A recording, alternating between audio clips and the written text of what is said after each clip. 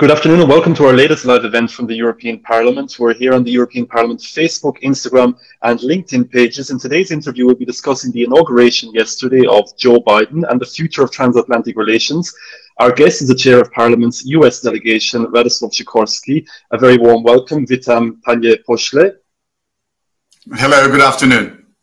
Thank you. Before we get underway, I'd like to remind you, our viewers, to please post your comments and questions. I'll be keeping an eye on them and we'll put as many of them as possible to our guest, Mr. Sikorski, in the coming half hour or so. Radosław Sikorski, welcome again.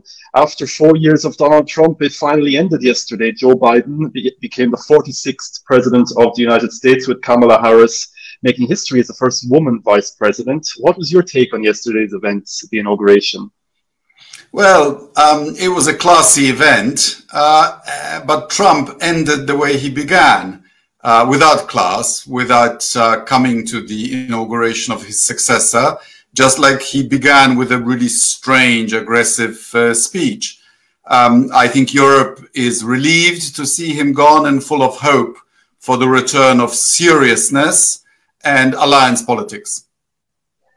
In many ways, the 7-foot fencing surrounding the Capitol building yesterday and the presence, I think, of about 20,000 National Guard troops in Washington, it was a fitting backdrop almost to the end of 4 years in the White House of Donald Trump. Mr. Sikorski, yesterday members of the Parliament were joined by the European Council President, Charles Michel, and also by Commission President Ursula von der Leyen for a debate on the latest political developments on the other side of the Atlantic. What was the tone of the debate and what are the expectations of members of Parliament for the coming 4 years? Well, I think we all know that many of the interests of the United States and the European Union coincide, but they are not identical. I'm grateful to the European Commission for welcoming President Biden with a comprehensive and brave document on what we could achieve together. And I know that the US NSC in transition has also prepared such an offer. I bet you that 3/4 of those documents are congruent, and therefore we can start collaborating and ironing out our differences like allies and not like foes, which is what Trump called us. Joe Biden and Kamala Harris, of course, have inherited a deeply divided country, a country that was already polarized even before Donald Trump entered the White House, although he certainly managed to fan the flames while he was president. How confident are you that the incoming administration will be able to heal the nation's wounds? Well, that was what the inaugural speech by President Biden was, and it was excellent. He would like to heal the country on the basis of truth, of respect for facts. One of the most disturbing aspects of the Trump presidency was the Niagara of lies every day on the internet, starting, if you remember, with the claim by Trump that more people attended his inaugural than Obama's, despite all the evidence. And it took off from there. So we have this problem in Europe too, that we have a silos in which people have created for themselves an alternative reality which levitates above the materially existing reality. And we need to bring those people back to earth. We need to de-radicalize some sections of our populations on both sides of the Atlantic. To some extent, like we de-radicalize returning jihadis who are citizens of our countries.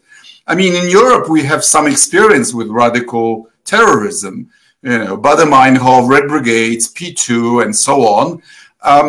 And I'm glad that the US has finally focused on the fact that right-wing radicals and terrorists have been killing more people in the United States than actually jihadis. And the deep state that the right-wing radicals have been bemoaning for all these years has finally actually sprung into action. But 2 policemen had to die on Capitol Hill in the process of an attempted overthrow of an honest election for it to happen. Far too late, but at last. Now, on that very issue, the storming of the Capitol, the events of 2 weeks ago, how damaging were these images of people, some of them sporting Nazi symbols, waving Confederate flags, briefly taking control of the heart of US democracy? How damaging were they, and will leaders in places like Moscow, Tehran, Beijing has been emboldened by it all? Well, our enemies, of course, had good fun with that and drew a great deal of satisfaction. But friends of liberty should have this profound thought, I think, namely that even the United States, with its federalism, with its 200 years of unbroken working of democratic institutions, came to the brink and only just defended its procedures and its constitutions. And of course, we have this problem all across the Western world. But I just hope that this brown wave is now coming back, and that demagogues and nationalists have been discredited by this failed attack on an American election.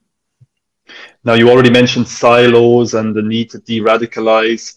Should this attempt to subvert the outcome of November's election really come as a surprise? And what role, in your view, have these false narratives and harmful online rhetoric had in what happened, in the violence? I wasn't surprised. I mean, we knew something would happen. This kind of radicalism, this kind of big lie, this kind of bad energy that those people had to find its outlet. Unfortunately, US services were caught unprepared.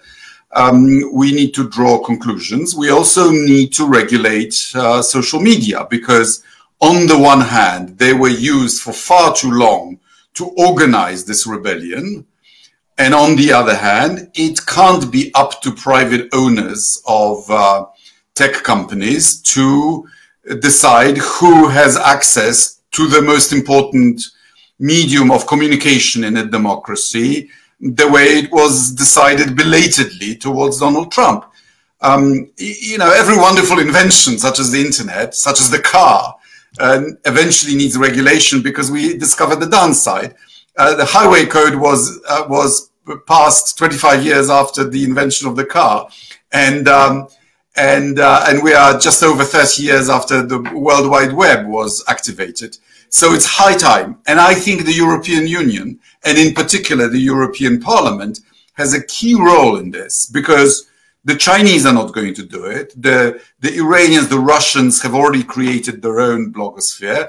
And in the United States, I'm afraid Congress is captured by special interests, and in particular tech interests. And we are the only large regulatory area in which we can do it in the interest of our public. Now, what concretely needs to happen on both sides of the Atlantic to regulate these tech companies? Well, the European Commission has already published a proposal for a Digital Services Act. It's a good one. I think it doesn't go far enough, because it is the shape of the algorithms of those companies themselves that need to be regulated. Companies are motivated by the profit motive, and the profit of these companies depends on how long we stay online using their product. And what helps that is if we quarrel with one another. Now, it is possible to create an algorithm that actually encourages us to have a serious and substantive and civilized debate. And I'd like to see algorithms reformed in that direction. Now, we have a comment from Marek Zbigniew on this issue. He writes about Twitter and Facebook's attack on freedom of speech. How did you feel about the move by the social media platforms to block Mr. Trump in the last 2 weeks? As I've already mentioned, I'm torn about it, because on the one hand, they did it far too late. Trump was lying and inciting for months and years, and they sort of had to do it, because when he incited a riot in which policemen were clobbered to death, then in their own legal self-defense, they had to cut off such a user. But of course, this was done on a private basis, and the import of such a decision goes way beyond the bylaws of these tech companies, affects the way we practice our democracy, which is why I'm saying that we need freedom of speech in social media and responsibility for speech in social media regulated by public law. Let's go already to some of the comments from our viewers. We have Rowena on Instagram who says, let's hope for a better EU and America. Silvinas asks, can we just forget everything that happened in the last 4 years and start afresh? A number of people on Instagram are saying Biden is welcome to Europe. David Lester on Facebook shares his expectations of the new presidency. He says, we can only hope Biden will push back against dictators, all the while giving his people Medicare for all, free university, assisting the homeless, and ensuring that the children taken from their parents, I guess he means on the border, are helped to find them quickly again. He also mentions the need to end Guantanamo and prosecute politicians for their crimes. It's quite a long wish list. And we also have Caroline Lafuente on LinkedIn who talks about the need to enhance democratic values at home and abroad. I guess she means both in the US and here in Europe. Mr. Sikorski. Oh, wait. I can't answer all of them all at once. And we will forget some of them. Yeah. But I don't think we should forget the last 4 years, because it's been a warning. We need to draw lessons from it. We've tolerated these radicals, these hate mongers for far too long. And we need to take action in defense of democracy, which has proven to be very fragile, even in a democracy that's been there for over 200 years. And of course, we have very similar problems in Europe. Yes, of course, politicians should be brought to account for what they've done. The impeachment against Trump probably won't work, but I'm told that there is a healthy competition among prosecutors in New York to start pressing charges. Yes, President Biden has a very ambitious program. His far-right opponents will call it communism to give healthcare to every American. We see it differently in Europe. We see it as a basic healthcare as a human right. And therefore, if America becomes like us, thanks to Joe Biden, all the better.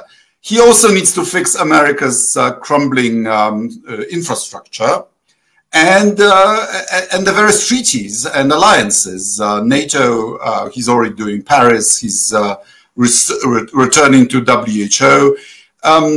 You know, many of the problems that Trump identified are real. It's just that the way he went about them made them worse.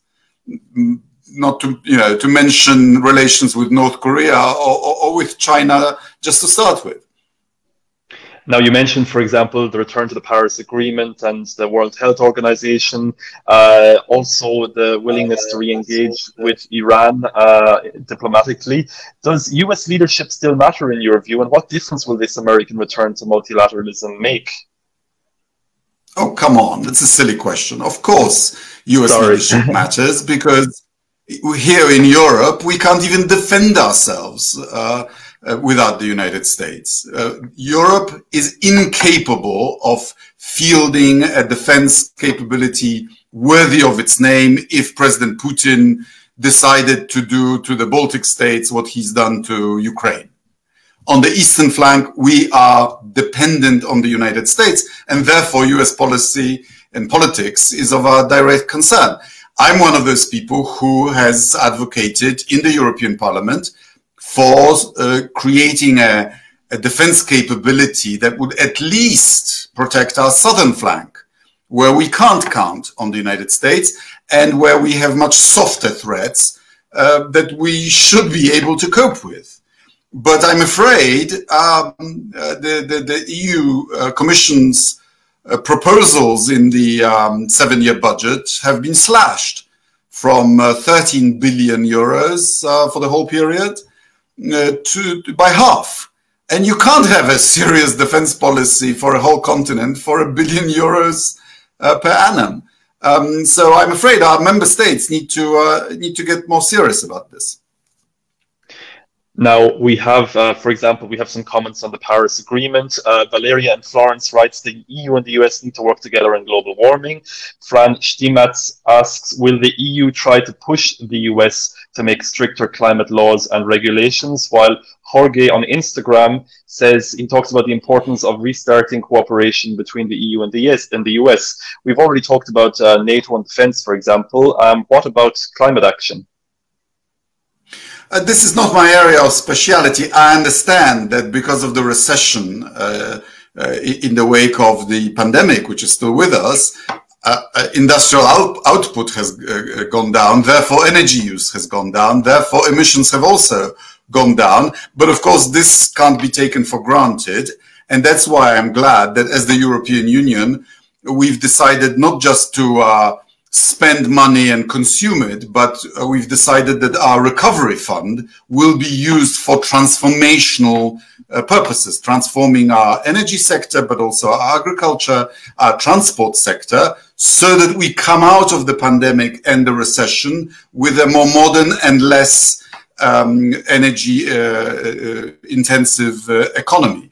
I understand in the US they are also consuming less coal, more gas, and that's also good. But I also understand that as the West, we are actually responsible for a minority of the gases that go into the atmosphere. And on this, we need to influence China. Now, Mr. Sikorski, as chair of Parliament's US delegation, you work closely with your counterparts on Capitol Hill. While the Democrats narrowly control both houses of Congress, the Biden administration is going to really rely on bipartisanship, particularly in the Senate, where they need 60 votes to pass certain legislation.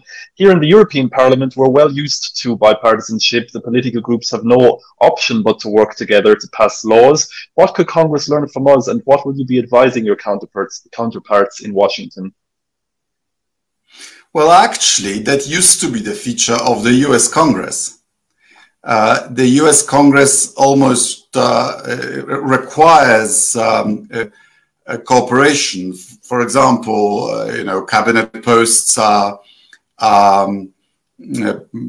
confirmed by the Senate. Many treaties need a supermajority. And it is the breakdown of that bipartisanship that has created the kind of legislative stalemate in the United States that has put the country in such a dire position today as regards both political infrastructure and physical infrastructure. Biden has a unique chance to mend some of those fences because he's regarded by Republican senators as a colleague of 40 years standing. They can't portray him as some kind of lefty radical. And he hinted at that in his inaugural address. So I wish him luck in talking to the reasonable part of the opposition. Now, before Christmas, the European Union put forward a proposal for a new forward-looking transatlantic agenda. In general, what are the priorities in this agenda?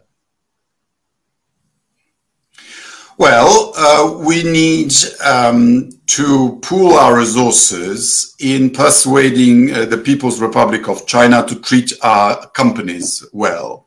We need to make sure that incoming investments and outgoing investments meet minimum standards. We need to tell the Chinese that now they've become richer, they need to be a responsible stakeholder in the World Trade Organization, that they need to respect the rules of protecting intellectual property, for example, and that some of the practices that they use in experimenting in biotech or in using unfree labor in their country are just unacceptable. Those are all the things that we can fruitfully cooperate on with the United States, and certainly the US's only chance is to cooperate with us, because the Trumpian idea of a two-front war with the EU and China at the same time was not a bad idea. I can tell you this as a former defense minister. Of course, the US has military allies on the periphery of China. We don't, which creates a different perspective. But this, I think, is a very important area. The US has to accept that we will regulate the internet, tech companies. We will regulate it and tax it. But we should do it in an open manner, using the scholarship and the consensus generated in the OECD.